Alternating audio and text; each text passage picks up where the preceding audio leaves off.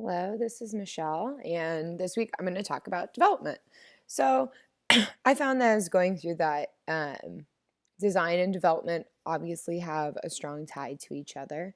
But development is the process of authoring and actually physically producing the materials you're going to use in your instruction. So, some of the tasks that were brought up in the chart from developing of e-content package by using the ADDIE model was working with producers and developing the learning materials, flowcharts, and programs. And so the output of this, what you'd physically see, would be things like storyboards, scripts, exercises, e-content package instructions. So you're literally creating the physical materials that were going to be used within the classroom to instruct whatever you're creating.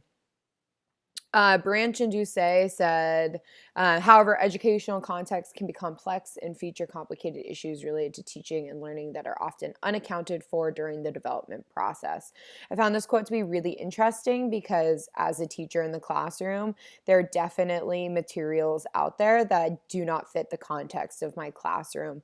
And while we were talking about universal design, I thought that was really interesting as well because some producers of materials produce them for the context that makes sense to them and not necessarily a more universal context that would fit a larger variety of schools. So I work at a low-income school where sometimes we have to do things that are a little bit more remedial, and those kind of products don't exist at the high school level.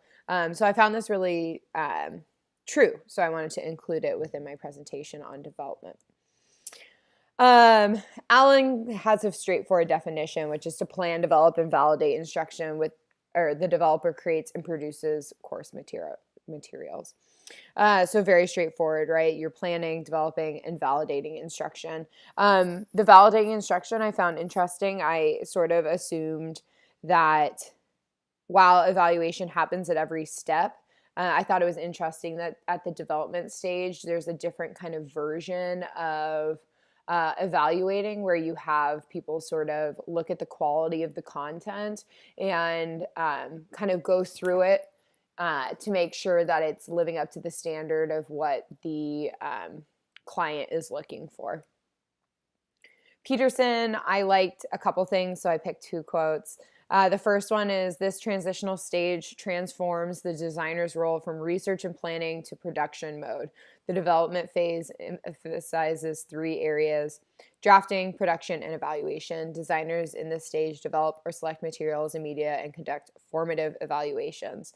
So the formative evaluations were the thing that I found sort of interesting because you really would need, if you're producing material, someone to try it out before you kind of produce it for the world.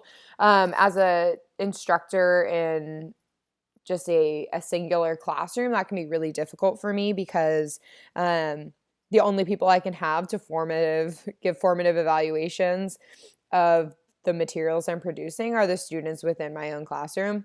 So they have to kind of, there's a crossover between implementation and development because I have to develop them and then sort of immediately implement them. It's difficult for me to find a kind of captive audience whose only job it is to sort of look at the materials and see how they are. Sometimes I can get away with that if another teacher and I are working on something together and we can kind of flip between the two of us. But most of the time in a classroom setting, those two things kind of go hand in hand. And then the second quote I found was, encompassing a formative approach, evaluation during the development phase calls attention to the product and the quality standard of the product. Designers are to determine if the students or audience will learn from the product and how it can be improved before implementation. I also thought this was really interesting. Once again, going back to that evaluation thing I spoke of earlier, but also because the quality standard of a product, I feel like, is really important. There's a lot of things on the market right now that are very beautiful, but don't have a lot of substance. And conversely, there are things that are heavy in substance, but difficult to use as a student. So finding and being able to find the balance between the two is really difficult. How do you make something that is student friendly, user friendly, but also the content is still there? It's not just a beautiful package with nothing inside. So I found that to be really interesting. So I defined development as development is the creation of the instructional materials, how and what the students will use to learn. This process also has its own form of evaluation, which looks at product quality. So my definition is pretty straightforward. It's much like the very first definition I gave in this presentation, but I think it has a lot more nuance than that. I think, especially as a sort of independent classroom teacher, the development stage can be challenging in that you know the context of your students, you know exactly what they need. So creating the material for them can be less challenging because you really understand them as students.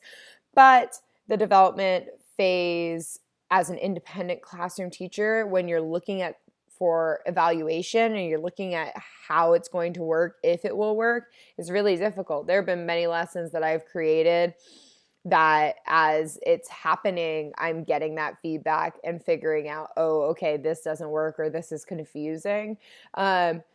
Which is great for my next batch of students, right? I can, at the end of that lesson, go back, revise, fix it, improve it. But that process then takes years because each year I'm doing that lesson once and I have to wait until the next year to see if the improvements are there. So this is an interesting challenge as a classroom teacher, but it matters, right? So without development of your materials, your quality of instruction would suffer. It's possible that if you have varying instructors, that your materials would be inconsistent. And that means that it might not work. If you're hoping each teacher figures out how to produce their lesson on their own, you're just not going to have the same quality of instruction or materials.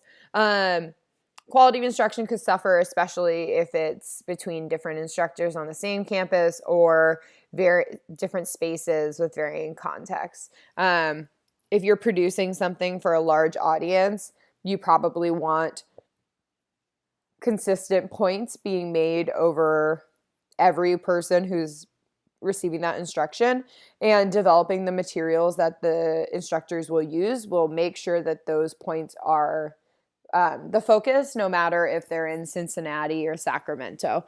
I think that is part of the development phase, is that consistency, right? If you're teaching a specific thing, like for instance, like a handbook at a job, you want everyone that works for that company to get the same material and to learn the same points that are important, and creating high quality materials will make sure that that happens. If you slack off in development, you're more likely to have inconsistent results, which may mean that some people know more than others. And that's obviously never what you really want when you're creating instructional materials. All right, thank you. See you next week.